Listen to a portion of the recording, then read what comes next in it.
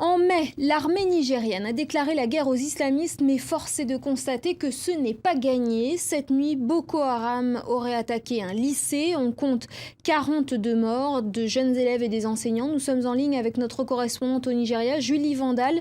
En sait-on davantage sur cette nuit d'horreur?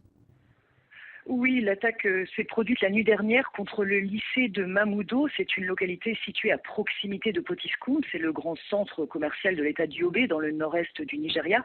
D'après des témoignages concordants, des hommes armés ont rassemblé les personnes présentes dans le lycée, précisément dans un dortoir. Ils ont jeté des explosifs et ouvert le feu. Alors, les victimes sont en grande majorité des élèves. Leurs dépouilles ont été retrouvées déchiquetées, d'autres sévèrement brûlées, portées des impacts de balles. Les établissements scolaires sont souvent visés dans la région, mais c'est la première fois que le bilan humain est aussi lourd. Et selon des habitants, cet assaut aurait été mené par de présumés islamistes de la secte Boko Haram en représailles à la perte de 22 de leurs membres au cours d'un raid militaire mené jeudi dans une ville voisine. Et cela fait référence, vous l'avez dit, à l'opération de très grande envergure menée depuis la mi-mai par l'armée contre les fondamentalistes dans les 3 États du Nord-Est, à savoir précisément Borno, Yobe et Adamawa State.